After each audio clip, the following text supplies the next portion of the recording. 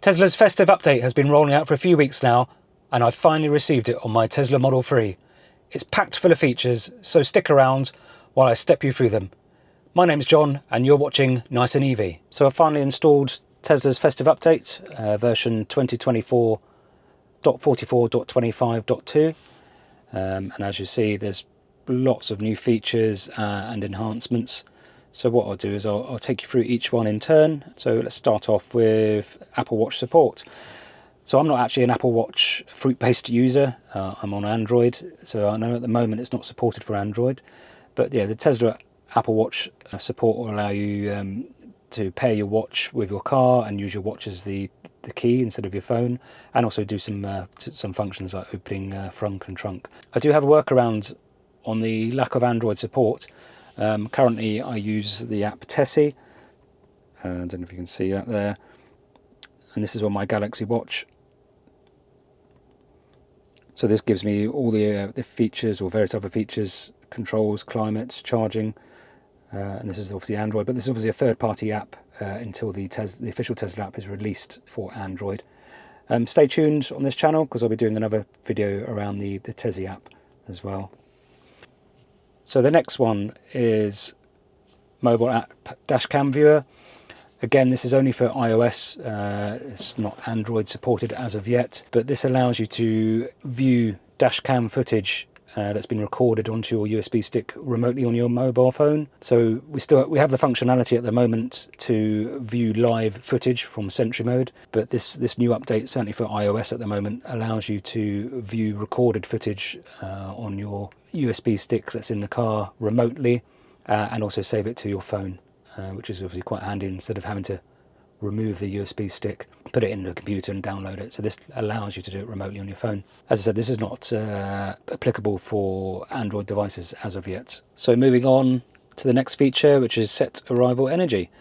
So this is quite useful. So as an example, if we're going to see family, the area that we go to in Hampshire, there are some EV chargers around, but they're third-party chargers, as in like Osprey, Instavolt, which are obviously quite expensive. So if I wanted to actually tell the car I wanted to arrive with a set amount of energy, it would calculate the route for me.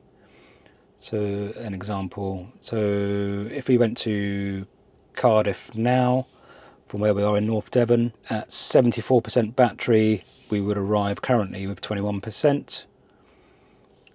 If I actually wanted to arrive with a specific energy amount, which you can change in 5% increments. So let's say I wanted to arrive with, or let's go 80%. It will now recalculate, and now there's a stop at Newport Superchargers, just to get us up to the 80% arrival in Cardiff. So that's quite a handy feature. So moving on to the next feature, we have the search long route feature. So for instance, let's say I wanted to go on a road trip to Edinburgh from here in North Devon. I can click on the screen and we've got the search long route feature. Let's say I wanted to go for a cheeky Nando's, maybe en route. Nando's, see locations. So this will search all along our route. So this will give me all the options for Nando's along route, and also some details around opening times, but also it will also provide you with how much time it will cost you in detour. So this is approximately 53 minutes. I went to the one in Exeter, 19 minutes if I was to pull off to go to Taunton, and so forth. Yeah, 99 minutes to go to Cardiff and Nando's. I'm not that desperate for Nando's. But anyway, yeah, so that's another good feature. So moving along to the next feature is the precipitation map and weather at destination feature, which is, I think, will be quite handy. I'll probably find myself using it more than the native weather app here. I don't find myself using that very often, but I'll probably find myself using this one. So if you go onto the map and click the map, and you get the weather symbol on here. If you click on that, that will then start giving you the radar rainfall, obviously in your location, but also you can look for at your destination as well.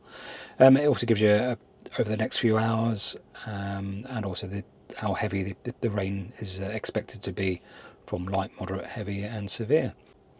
So moving on to the next feature.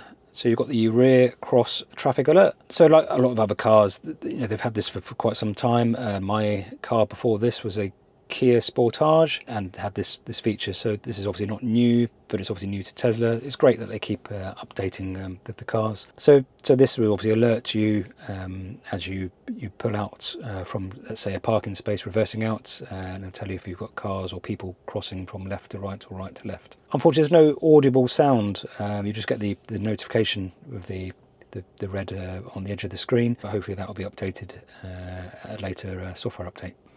So the next few features I don't personally use, but I'll show you what they are. So you've got the TuneIn app, which gives you access to lots of radio stations, audiobooks and so forth. As I said, I don't use this one. Again, light shows, it's something I personally don't use, but you might find this useful. They've updated this. And again, games, I don't particularly use games in the car, but they've updated this game here. So the next feature that you may find useful, or I might use possibly, is the theatre and video apps on the car.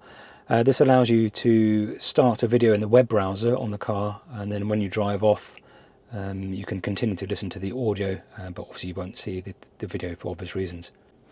So I'll try and demonstrate this now. So if I open the web browser, and I've already opened up BBC iPlayer, so if I search in the web browser, in iPlayer, piano rooms, they have some good music on there sometimes, live sessions. So in fear of getting a YouTube strike for copyright, I shall keep this brief. If I was to start playing this, obviously currently parked at the moment. So if I was to put the car in reverse or drive,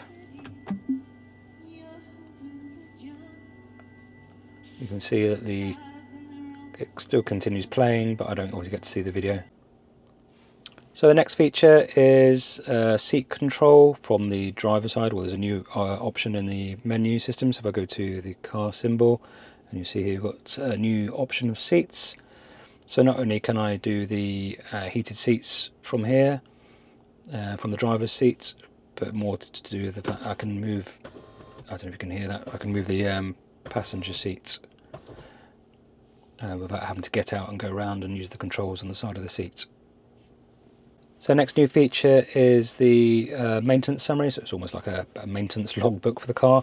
Bear in mind there's not a great deal of maintenance to be done on a Tesla Model 3, or any of the Teslas for that matter. So if I go to the car menu, service and maintenance, so this will give you an idea in terms of what little maintenance needs to be done on these cars. So cabin air filter replacement, this is suggested every 2 years. So the next time I replace the cabin air filter, I can update it on here, and then it will tell me when it's due the next time. Tyre rotation is not normally a thing in the UK. I've certainly never done it anyway, hence why this is shown as overdue. So the next new features, there's lots of minor updates, but useful one, tap for nearby parking. So if you go on a point of interest on a map, so let's say you went to an area that you weren't familiar with, I don't know, let's go to Bristol, and you've got points of interest that are coming up. Clifton Suspension Bridge. If I wanted to go there and find nearby parking, it should then give you a list of places that you could go and park. Other features, enhancements: if someone attempts to open the door or trunk while your Sentry mode is active, you'll receive a notification on your mobile app. Review and dash cam clips in your car, the video player will skip directly to the actual incident instead of you having to scroll through. The Energy app has been updated and gives you the average over the last 200 miles. When navigating to Supercharger upon arrival, you'll be notified on the touchscreen if any of the stalls are currently out of service. I've got to say that doesn't happen very often, but it's obviously quite useful. Auto steer active, a new telltale indicate which lanes are available for automatic lane changing. This is obviously if you've got enhanced or full self-drive. While reversing, your music volume will be automatically lowered, so that's an option you can do. As you're reversing, you can lower the music to provide a bit of extra concentration. Another update for some games, and then obviously minor fixes, performance and enhancements. Well, there you have it. I hope you found this useful. Please feel free to leave any comments on any of the features you feel you'll be using the most on this new software update. And as this is my early days into my YouTube journey, I'd really appreciate any support you could give. Any likes or subscriptions will be gratefully received. Anyway, until the next video, catch you later.